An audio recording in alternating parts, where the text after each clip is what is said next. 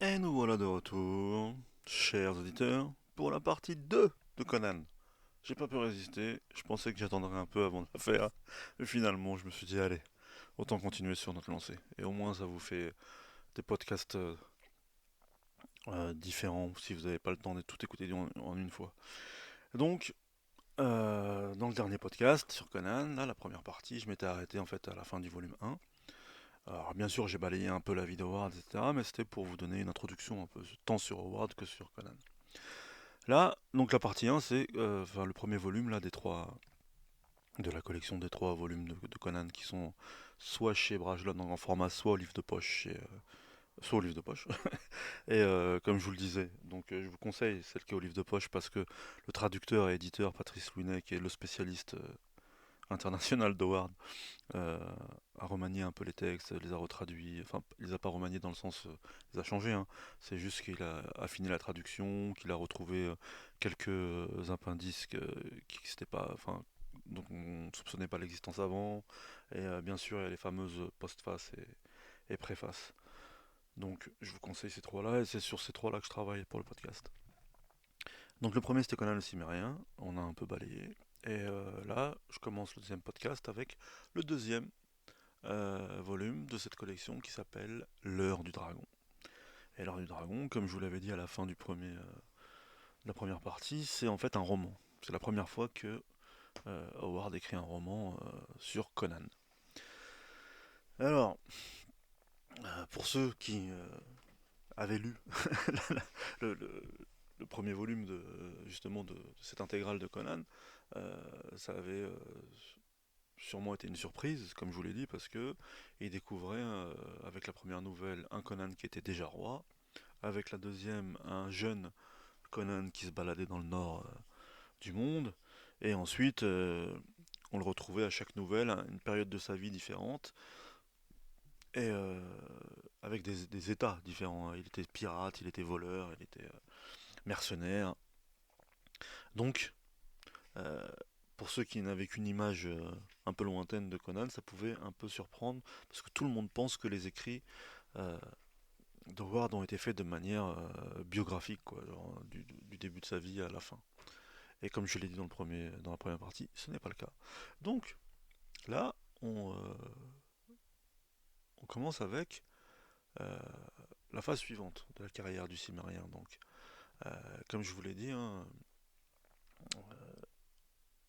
dans le premier volume, ça y est, je commence à m'endormir. Il avait commencé en 32, donc il a commencé avec le phénix sur le dragon, euh, la tour de l'éléphant, etc. Et on voit bien qu'à un moment donné, il s'est laissé un peu happer par la facilité parce que il y avait des nouvelles qui étaient un peu plus alimentaires, on va dire. Mais le second volume, c'est totalement différent parce que ça commence avec l'heure du dragon. Donc c'est en 1934 que, ce, ce roman a été proposé à Wartels. Et en réalité, c'est une période de la vie d'Howard où ça va un peu mieux en gros. Et c'est ce qui permet d'éclairer l'évolution du personnage.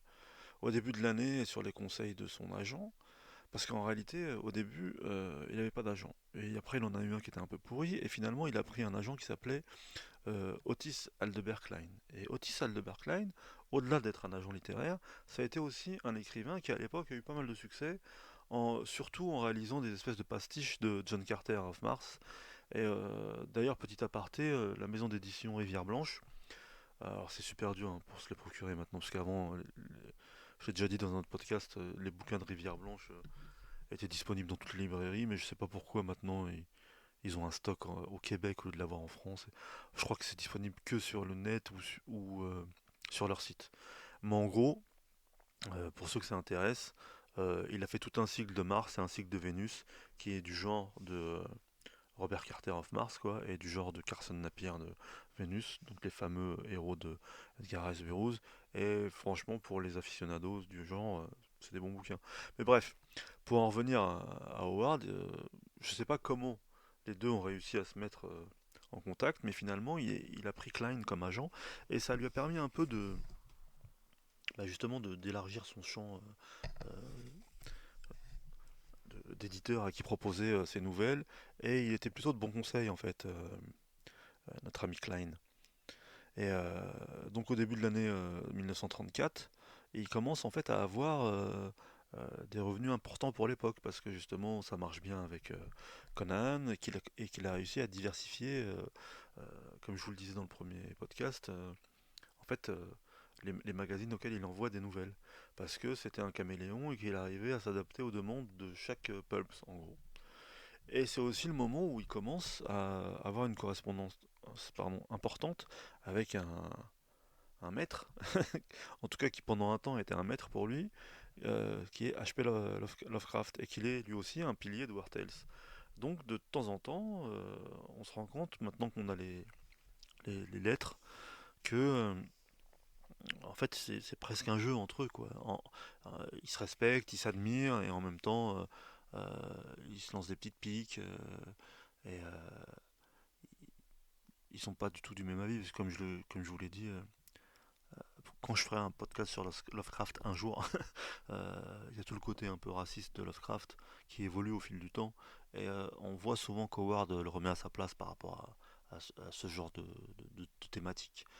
Et donc pour en revenir à Howard, c'est l'année aussi où, justement grâce à Klein, il y a même un éditeur anglais qui est intéressé par une partie de son œuvre, et à qui il envoie avec grand espoir donc des manuscrits. Bon, malheureusement, ça frappe pchit, parce que je crois que l'éditeur en question va faire faillite à un moment donné. Et il sera un peu déçu, bien sûr, mais c'est le moment en tout cas de sa carrière où il commence à pouvoir vivre décemment de son écriture, et où il commence à pouvoir voyager un peu, à pouvoir avoir d'autres sources d'inspiration pour ses écrits. Et on le sent donc dans ce second volume, avec notamment ce roman L'heure du dragon. On voit qu'il est au sommet de son art, parce que justement ses personnages sont plus étoffés, ses textes sont plus étoffés, parce que dans ce volume c'est que des romans. Et il y a des personnages secondaires qui ont pareil une consistance un peu plus importante. Euh, les personnages féminins sont intéressants et bien campés. Ils sont pas affligeants juste de nudité et de bikini en peau de bête. Et il recycle également toutes les connaissances historiques et géographiques qu'il a accumulées, comme je vous le disais, pour ses autres écrits où il faisait de vraies recherches. Par exemple, le deuxième roman de ce volume, c'est Le Cercle Noir, ou Les Sorciers du Cercle Noir, Le Peuple du Cercle Noir. Et comme je vous en avais parlé dans la première partie, ça se passe en Asie centrale. Et moi, je dois vous avouer, par exemple, que dans ce volume, c'est la nouvelle que je préfère, parce que justement, pour une fois, il s'éloigne vraiment du monde iborien classique, et on voit que comme il le disait lui-même, en fait, quand il a mis au point et la géographie et l'histoire du monde iborien, il s'était attaché vraiment déjà aux nations ivoiriennes, c'est-à-dire les nations occidentales, et au sud, avec des règles strictes en fait, les frontières, les chronologies royales, les dynasties, les les différentes villes, les différents peuples. En fait, là, on pouvait pas y toucher. Une fois qu'il avait mis ça au point, il n'y avait pas de marge de manœuvre. Mais par contre, pour ce qui était de l'Orient, alors ça devait refléter l'idée qu'avaient à l'époque les Occidentaux sur l'Orient, ils s'accordaient une plus grande liberté. Et donc là, non, ça se passe à la frontière entre le Vendia et les monts Afghoulis, donc en gros entre l'Inde et l'Afghanistan. Et pareil, comme c'est le peuple du cercle noir, c'est aussi une histoire de sorcellerie. Et là, on sent bien qu'il s'en donne à cœur joie, parce que ça reprend un peu des aventures d'un autre personnage qui s'appelait Elborak, qui se passait là-bas. Euh, il peut se permettre un certain exotisme aussi, avec toute la culture raffinée, multimillénaire, en gros de la civilisation indienne, euh, en opposition avec justement les mœurs rudes et barbares, comme d'habitude, c'est la civilisation donc, là des Afghoulis et des différentes tribus des montagnes du nord de l'Inde et ensuite des steppes, quoi. Et il y incorpore le côté sorcellerie. Alors souvent, hein, dans les nouvelles de Ward, il y a un élément fantastique qui est symbolisé par la sorcellerie ou un sorcier. Et comme je vous le disais, on sent aussi l'influence de Lovecraft par rapport à ça. Pendant un moment, il y avait une relation qui était un peu inégale entre eux, parce que Lovecraft avait commencé avant, et Howard se sentait un peu inférieur à lui. Mais très vite, et justement, il a pris de l'étoffe et il a pris son indépendance par rapport même au thème abordé par Lovecraft. D'ailleurs, dans certains récits, comme je vous disais, d'explorateurs, etc., il a même inventé une espèce de Necronomicon à lui, quoi. Alors, il en parle toujours, hein. C'est un mot allemand, hein, ça veut dire le livre dont on doit taire le nom, là, une Sproken, je sais plus quoi. Enfin bref. Pour vous dire qu'en fait, après, c'est devenu plus une espèce de jeu entre eux, où en plus des lettres, ils se répondaient par nouvelles interposées.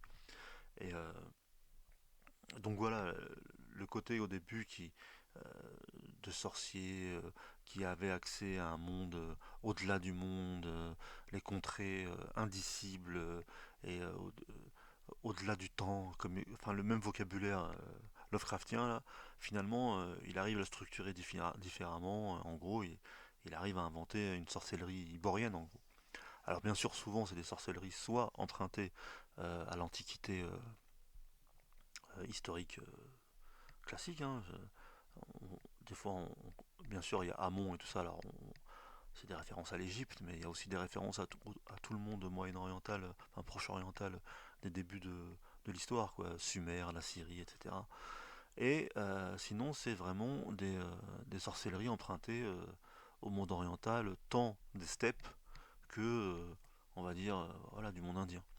Et là, dans ce roman-là, le peuple du cercle noir, il y a un excellent dosage de tous ces ingrédients justement. Il y a le côté euh, ultra civilisé d'une espèce de civilisation indienne qui est déjà là depuis des milliers d'années, qui est structurée avec un- une princesse et un roi dont les sujets les considèrent comme des dieux vivant sur la terre, avec une administration, avec une armée, etc. Et de l'autre côté des montagnes, des pilleurs, des barbares, mais qui ont une vitalité, qui ont un sang neuf, et qui se jouent en fait tant de l'armée que des lois indiennes. Et pareil, ça commence en gros par l'enlèvement par Conan de la princesse du Vendia. Et justement, cette princesse, elle est euh, de la même étoffe que par exemple Bélite de la Côte Noire que Valéria ensuite dans Les Clous Rouges.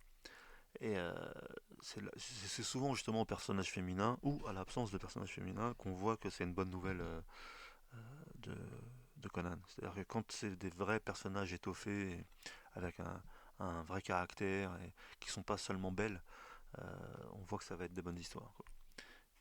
Mais pour en venir à l'heure du dragon, c'est pareil, l'heure du dragon, c'est une vraie histoire. Bon, il y a aussi l'élément de magie noire, là, mais c'est une vraie histoire où là, il est à nouveau roi d'Aquilonie, enfin, à nouveau, je veux dire, ça, à nouveau, la période, on va dire, de la fin de la vie de Conan qu'on connaît, c'était le moment où il a pris le pouvoir en Aquilonie, où il est devenu roi. Et d'ailleurs, pareil, au début, quand on nous décrit Conan en tant que roi, euh, ça étonne ses contemporains justement aquiloniens, parce qu'il est capable de dessiner des cartes de ce monde iborien mieux que les scribes de son palais. Il parle quasiment toutes les langues connues de l'époque et même celles dont on n'a jamais entendu parler. Il est capable aussi de diriger les armées mieux que ses généraux parce que justement il a traversé en long et en large tout ce monde iborien, il a appris des langues perdues, il a été mercenaire et capitaine dans toutes les armées de tous les pays de ce monde imaginaire. Donc en réalité, quand il arrive au pouvoir, il est mûr pour diriger un royaume mieux que quiconque. Et donc dans l'heure du dragon, le problème c'est que la couronne qu'il a pris au roi en question lors d'une guerre civile, il reste un héritier qui s'est réfugié dans le royaume d'à côté, la Némédie. En fait, la Colonie et la Némédie, c'est les deux plus grands royaumes iboriens occidentaux. Et donc il y a une alliance en fait, une alliance entre cet héritier, un noble, le roi de Némédie, une espèce de noble aussi aquilonien qui veut tirer les ficelles en réalité en utilisant ces deux-là, et la réincarnation d'un sorcier mort depuis 3000 ans, à l'époque d'un autre royaume qui a disparu, qui était un royaume de nécromanciens, en gros. Donc, il y a une guerre qui est. le- la nouvelle commence avec les deux armées qui vont s'affronter. Malheureusement, le sorcier en question arrive à neutraliser Conan par le biais d'un enchantement. Et tout le monde croit qu'il est mort. Et donc, l'Aquilonie est envahie. Et personne ne sait à qui s'assujettir puisque Conan n'est plus là. Alors donc l'héritier présomptif là essaye de reprendre le pouvoir. Certains le suivent, d'autres non. Conan pendant ce temps-là, il est obligé à nouveau de voyager à travers tout le monde ivoirien pour essayer de trouver une solution. Et donc là, c'est un vrai roman d'aventure. Un vrai roman d'aventure dans le monde ivoirien qu'a créé Howard déjà depuis un moment. On sent qu'il maîtrise, on sent que c'est plus les balbutiements du début. Et c'est une histoire complète, construite, avec aucun second couteau, troisième couteau ou dixième couteau qui ressemble à rien. C'est un vrai plan de A à Z et on est pris par l'histoire, on peut la lire d'une traite. Donc ça déjà, ça change des nouvelles. Bon, bien sûr, les nouvelles, on pouvait les lire d'une traite, hein, mais parfois, c'est vrai, et comme c'était inégal, et je vous l'avais dit, c'était surtout par rapport au fait que parfois il avait besoin d'argent, il y avait certaines nouvelles, on n'arrivait pas à les lire d'une traite. C'était un peu chiant. En tout cas, pour moi, il y a certaines nouvelles que je les ai lues de force. En tout cas, quand on arrive là au second volume, c'est incroyable. Les trois bouquins, enfin, il y a deux romans et une novelette, on va dire. Les trois sont incroyables. Les trois sont incroyables. L'heure du dragon, c'est de la vraie chevalerie aquilonienne. Le cercle noir, comme je vous le dis, c'est du dépaysement oriental. Et en plus, il y a, justement, comme c'est le moment où Conan il n'est pas encore roi, euh, il a réussi à devenir chef d'une tribu afghouli. Parce que souvent, c'est ça son itinéraire. Il arrive dans un coin et puis il prend les rênes du pouvoir. Pas du pouvoir gouvernemental, mais du pouvoir soit par exemple des tribus cosaques ou là des tribus afghoulis ou parfois dans le désert des nomades du désert. Ah, il arrive souvent à prendre l'allant sur des peuplades encore entre guillemets barbares, de pilleurs ou en tout cas de combattants aguerri qui se heurte à un empire à la frontière, mais il n'est pas encore roi. Et donc il a cette mentalité qui est encore un peu insouciante, un peu opportuniste, de pouvoir faire des razzias ou de kidnapper comme là, kidnapper une princesse, ça lui pose pas de problème. Et en même temps, il y a son code d'honneur de barbare qui fait que même dans cet environnement-là, il va toujours choisir le côté du bien en gros. Et ce parfum oriental qu'il met dans les hommes du cercle noir, le peuple du cercle noir, là, moi en tout cas, bah, ça a marché avec moi plus que l'heure du dragon et qui pourtant est fantastique hein, comme nouvelle. Je dis pas ça pour minimiser le travail qu'il a fait sur l'heure du dragon. Mais avec le deuxième volume, on voit vraiment, comme le Dudouinet d'ailleurs, un aboutissement en fait. Là, on voit que Robert Howard commence à devenir un auteur mûr, euh, au sommet de sa forme, qui s'est débarrassé des scories justement du début des histoires iboriennes et qui maîtrise totalement le sujet. Et c'est pour ça qu'en fait celui-là, c'est un régal en fait en tant que mangeur de livres. Et pour quelqu'un qui connaît pas Conan et qui a juste eu justement les nouvelles du premier volume entre les mains au début, là on est super content.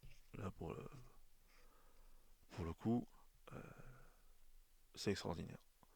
Et la troisième partie, c'est vrai que c'est plutôt une nouvelle en vérité. Je disais c'est une novelette, mais elle fait ouais, à peine 70 pages. Ça s'appelle Une sorcière viendra au monde. Mais, étonnamment, elle est du même acabit que les deux romans cités plus haut. Et c'est pour ça qu'en fait ce volume forme un tout euh, assez homogène. En fait, comme le premier. Hein. Le premier, c'était les débuts. On voyait bien que c'était Howard qui s'essayait à l'écriture de ce monde et qui avait en plus à se confronter aux difficultés économiques. Et là, on voit quelqu'un qui s'est un peu affranchi justement de ces difficultés, bien que bien sûr il sera jamais réellement indépendant financièrement. Hein. Il est mort trop tôt pour ça. Mais qui en tout cas a plus les coups des franges pour travailler et pour pouvoir écrire des romans plutôt que des nouvelles. Et ça, c'est déjà une évolution assez importante.